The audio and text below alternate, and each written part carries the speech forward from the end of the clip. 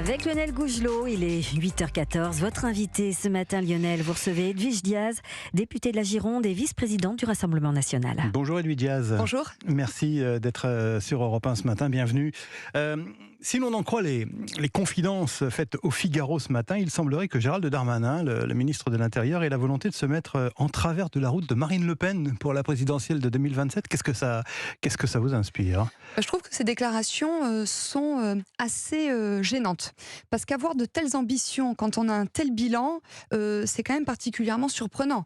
Parce que le bilan de M. Darmanin, il est quand même pas très reluisant. Moi, je le surnomme le ministre des fiascos. C'est le fiasco en matière d'expulsion de l'imam Iqwisen, c'est l'évaporation des migrants de l'Ocean Viking, c'est le fiasco du Stade de France, c'est l'explosion de l'immigration, c'est la non-exécution de la majorité des OQTF et c'est récemment un camouflet juridique en ce qui concerne l'affaire des soulèvements de la terre. Donc moi, si j'avais son bilan, je me ferais un peu petit.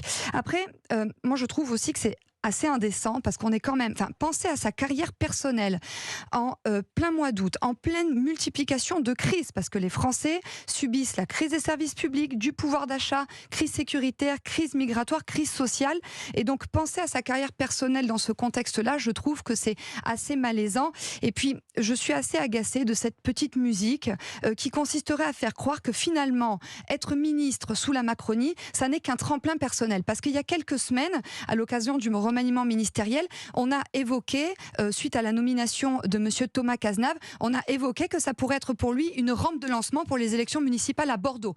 Il y a quelques jours, on a entendu qu'il y avait une rivalité entre Clément Beaune, ministre des Transports, et Gabriel Attal, nouveau ministre de l'Éducation nationale, pour l'investiture pour les élections municipales à Paris. Donc moi je demande à ces ministres, je leur dis écoutez, il vous reste 4 ans et donc à ce titre, les Français sont en droit d'attendre de vous que vous vous occupiez d'eux et que vous laissiez vos ambitions personnelles de côté. Mais dans le collimateur de Gérald Darmanin, vous l'avez bien noté, il y a 2027 et le risque, selon lui, Marine Le Pen, c'est qu'il pourrait être un challenger, ou Marine Le Pen serait le challenger de Gérald Darmanin. Alors, c'est dans l'hypothèse d'un second tour. C'est le risque pour M. Darmanin. Comme il est dans une perspective de carrière personnelle, c'est un risque pour lui, en effet, d'être balayé de la vie politique française. Mais moi, je pense surtout que c'est une opportunité pour les Français.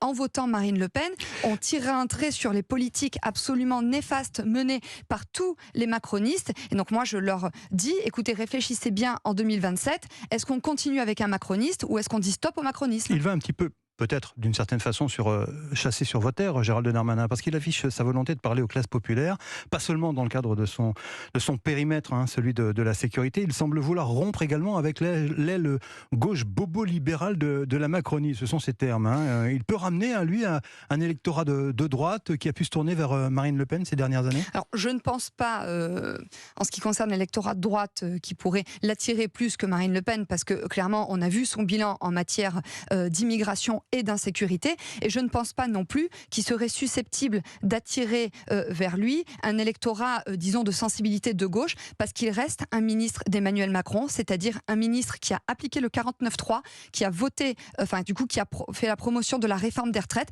donc c'est un ministre de la casse sociale, et c'est aussi un ministre macroniste responsable de la perte de pouvoir d'achat des Français. Alors, cela dit, vous avez quand même approuvé ces récentes initiatives quand il a demandé, Gérald Darmanin, la dissolution du mouvement catholique intégriste Civitas, mais aussi du collectif écologiste radical Les Soulèvements de la Terre. Là, vous l'avez soutenu. En fait, nous n'avons pas soutenu M. Darmanin, nous avons été fidèles à nos propos. C'est-à-dire qu'en ce qui concerne Civitas, dès lors que vous tenez des propos avec des relents antisémites, racistes, homophobes, en effet, vous vous inscrivez en dehors du champ de la République française, vous tombez sous le coup d'un délit, et donc en effet, la dissolution d'une association proférant de tels propos est tout à fait justifiée. En ce qui concerne les soulèvements de la terre, eh bien oui, nous sommes défavorables à la prolifération de ces groupuscules d'extrême gauche composés de nervis radicalisés qui, au final, prennent en otage la cause écologiste pour, en fait, que ce soit un prétexte pour casser du flic, disséminer du désordre et le chaos partout en France. Et donc oui, nous nous étions prononcés en faveur de la dissolution des soulèvements de la terre. Vous regrettez la décision du Conseil d'État ?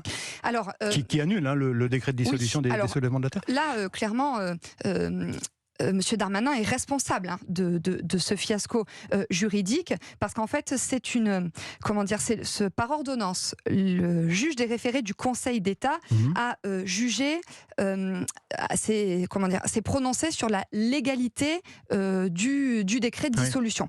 Donc en fait, là, c'est pas une réponse au fond qui a été apportée. La réponse au fond, elle arrivera plus tard. Mais là, qu'est-ce que ça dit ? Ça dit en fait que la constitution du décret, la formulation du décret a été particulièrement mal ficelée. Et donc là, en fait, Monsieur Darmanin non seulement prend un camouflet dans le lancement de sa carrière politique, la poursuite de sa carrière politique, mais aussi, c'est surtout un camouflet juridique, parce qu'en fait, il n'a pas été en mesure d'apporter des preuves suffisantes, à la fois pour prouver que la dissolution de ce collectif était nécessaire pour la préservation de l'ordre public, et à la fois, il n'a pas fait la démonstration que ce collectif cautionnait des agissements violents contre les biens et les personnes. Alors que c'est quand même, il suffisait de regarder les images à l'occasion des pseudo-émeutes de Sainte-Soline pour se rendre compte qu'en effet, il y a eu de la violence. Et moi, je voudrais avoir une pensée pour les 47 gendarmes qui ont été blessés en opération à Sainte-Soline et pour les agriculteurs qui ont vu leurs terres saccagées. Europe Écologie Les Verts et la France Insoumise ont salué cette décision du Conseil d'État. Europe Écologie Les Verts et la France Insoumise qui vont inviter le rappeur Medine à la fin du mois dans leur journée d'été, université d'été. Qu'est-ce que ça vous inspire, sachant que ce chanteur, ce rappeur, a été plusieurs fois pris en flagrant délit d'homophobie, d'antisémitisme Mais c'est sûr que les macronistes sont en train d'offrir plusieurs victoires à l'extrême gauche qui a toutes les raisons de jubiler. Pourquoi les macronistes là, en l'occurrence, sur les soulèvements de la terre. Voilà, non, mais moi, je vous parle de Medine, le rappeur Medine. Et donc, du coup, il se fait recaler. Sur Medine, écoutez, moi, je suis assez choquée de voir que cet artiste reçoit des invitations de partis politiques comme Europe Écologie Les Verts ou la France Insoumise. Voilà, cet artiste a tenu des propos contestables, voire condamnables, mais a aussi un comportement contestable, voire condamnable. Je voudrais juste rappeler que cet artiste a jeté des fléchettes sur les portraits d'élus de la République dans le Tarn, et que récemment, il s'est produit dans ma région, en Nouvelle-Aquitaine, et parce que ma collègue conseillère régionale Julie Rechagneux et moi-même, nous étions indignés de sa venue et de l'attribution d'une subvention à la salle de spectacle qui allait l'accueillir, eh bien, Monsieur Medine a fait une piñata à l'effigie de ma collègue et de moi-même. Une piñata, vous savez ce qu'on en fait ? On la jette en pâture et les gens tapent sur avec un bâton dessus. Donc c'est clairement un appel, une incitation à la haine et à la violence.